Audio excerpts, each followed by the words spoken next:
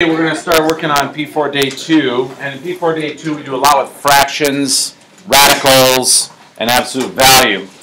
And at this high level we use different strategies to do that.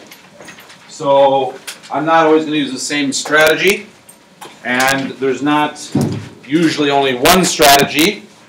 So if you're thinking there's something else you might do, that's okay, but time only warrants possibly using one strategy at a time.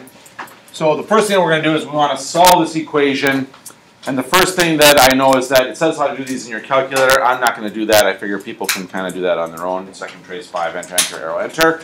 I'm going to concentrate on the algebra, because that's where most people will struggle if they struggle at all. So in order to help myself with this one of the things I don't like about this particular problem, or the thing that looks like it might be challenging, is that there are fractions all the way across the board.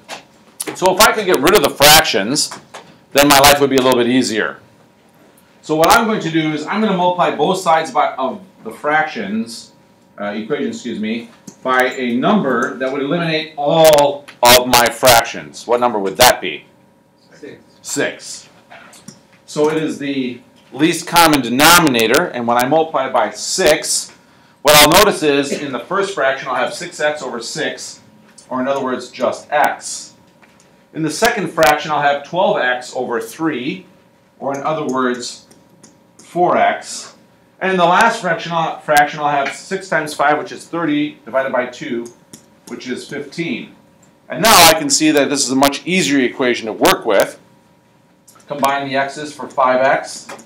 That's equal to 15, and then divide by 5, and you get 3.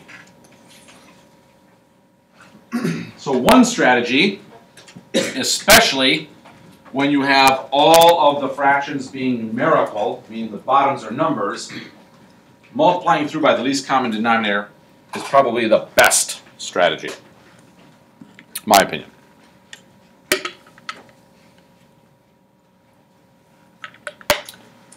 Next problem.